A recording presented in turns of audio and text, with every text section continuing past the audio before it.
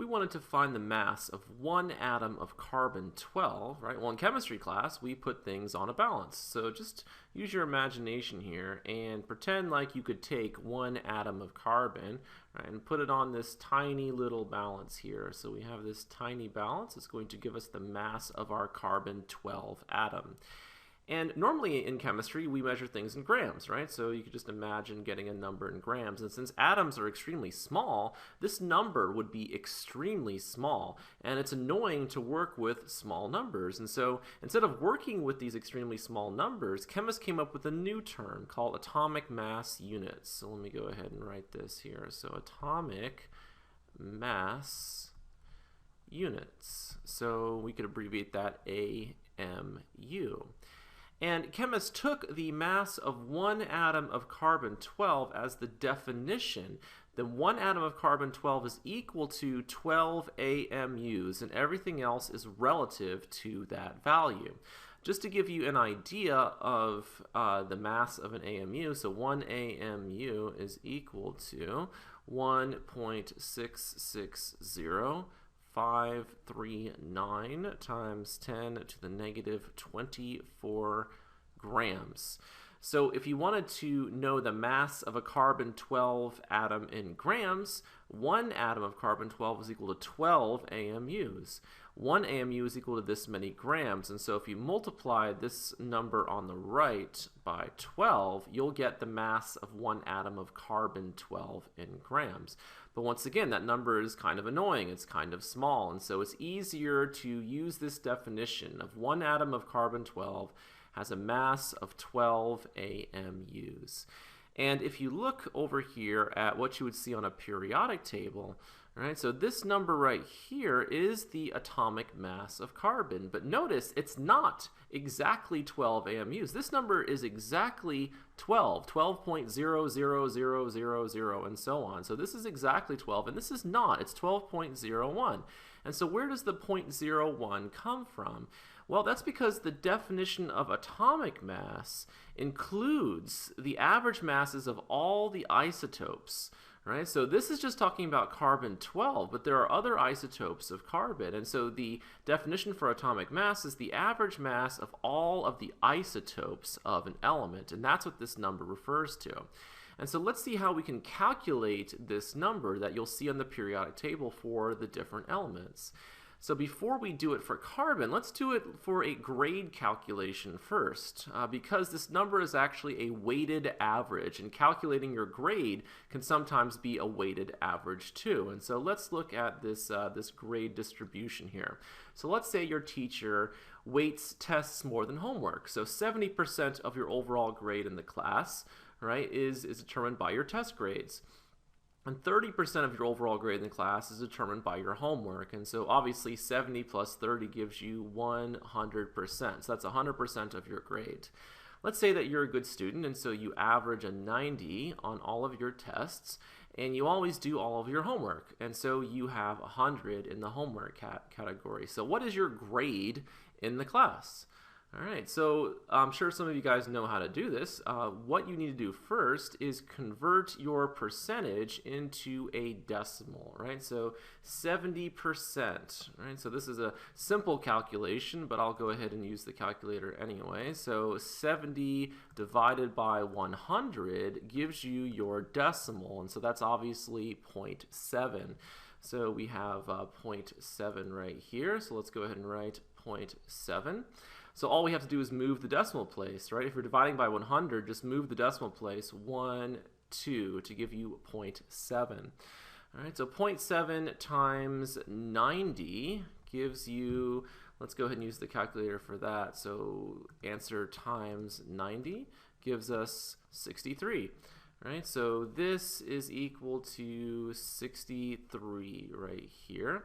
And then let's do the same thing for homework, right? So convert the percentage into a fraction. So we can just move our decimal place 2 over here. So we have 0.3. And then we're going to multiply this by 100. So 0.3 times 100. And so this is a simple calculation. You can probably do this one in your head. So 0.3 times 100 is 30. And to find your grade in the class, just add those two numbers together. So 63 plus 30 gives you a grade of 93. So a 93 is your grade in the class. And again, this makes sense because your tests are weighted more than your homework, so your final grade is closer to your grade for the test. It's closer to a 90 than it is to 100. And so this is the idea of a weighted average. All right, let's do the exact same thing, except this time we're going to talk about carbon. So let's look at these numbers here for carbon. And so we have two different isotopes for carbon here. So this is carbon 12. And this is carbon 13. And pretty much every carbon atom in the world is one of these two isotopes. So I'm not worried about things like carbon 14 because they're extremely, extremely small. So if you just take these approximate numbers that I have here, so 98.89% of the atoms of carbon in the world are carbon 12, right? And 1.110% of atoms are carbon 13. I add all this up, right? I should get 100%. So this represents 100% of all the carbon atoms.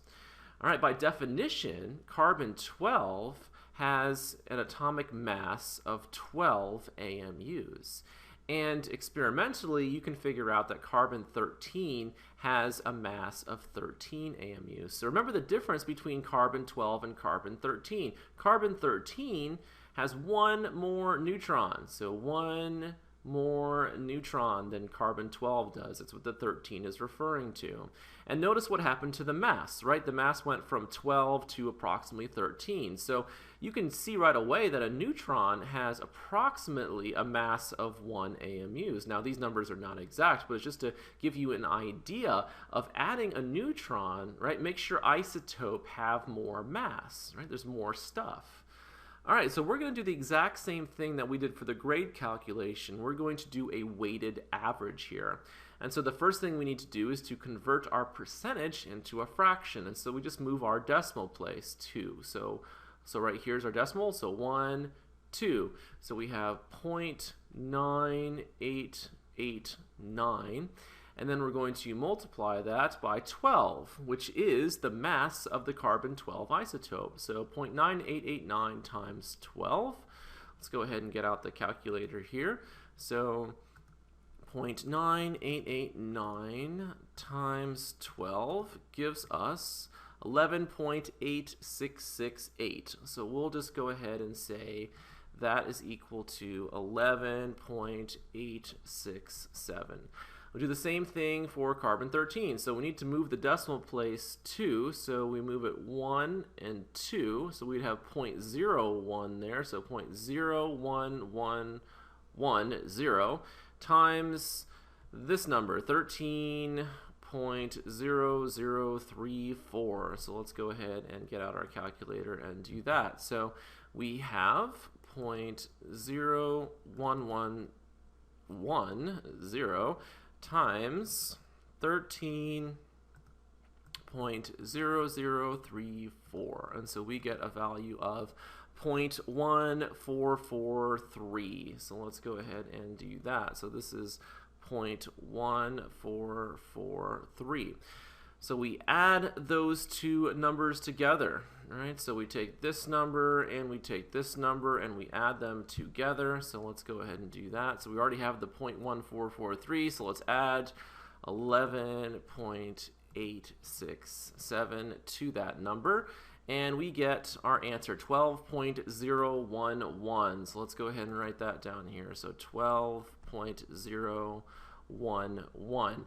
And notice this number that we got is much closer to 12 than it is to 13 because, again, most of the atoms are carbon 12, and so this is a weighted average. And so 12.01 is what we saw on our periodic table earlier. So remember this number, 12.01. So let's go back up to our what we would see on the periodic table for carbon, so at the very beginning of the video, and there's our number, 12.01. So it's a weighted average, right? It's the average mass of all of the isotopes of an element, and so you'll be using this number a lot on the periodic table.